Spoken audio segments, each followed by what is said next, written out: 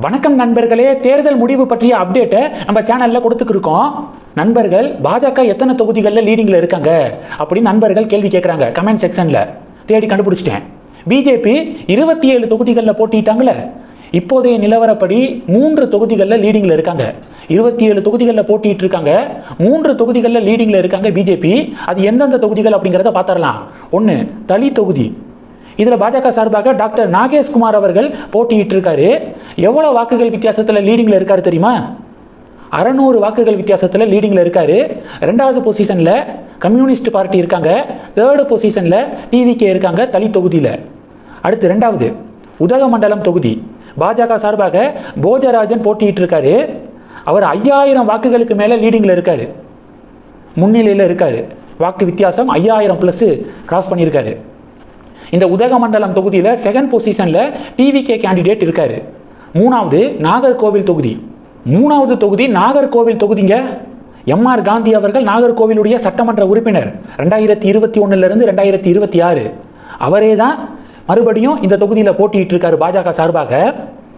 363 வாக்குகள் வித்தியாசத்தில் லீடிங்கில் இருக்காரு இப்போதைய நிலவரப்படி. ஆக மொத்தம் 3 தொகுதிகளில் பிஜேபி லீடிங்கில் இருக்காங்க. தமிழக பாஜகவுடைய முக்கிய புள்ளிகளான நயினார் நாகேந்திரன் சாத்தூரில் பின்னடைவை சந்திச்சிருக்காரு. எல் முருகன் அவினாசி தொகுதியில் பின்னடைவை சந்திச்சிருக்காரு. தமிழிசை அக்கா மயிலாப்பூர் தொகுதியில் பின்னடைவை சந்திச்சிருக்காங்க. வானதி அக்கா கோவை வடக்கு தொகுதியில் பின்னடைவை சந்திச்சிருக்காங்க. இந்த செய்திகளும் வலம் வருது.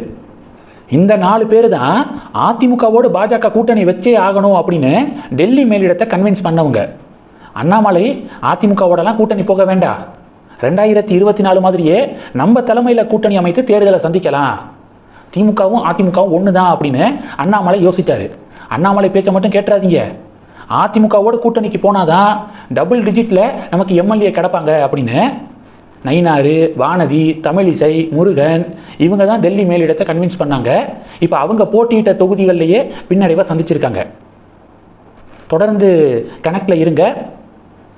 இது 11:45 நிலவரப்படியான ரிப்போர்ட்டு தான். இது சேஞ்ச் ஆகிறதுக்கு வாய்ப்புகள் இருக்குது. அதனால் தொடர்ந்து நம்ம சேனலில் கணக்கில் இருங்க.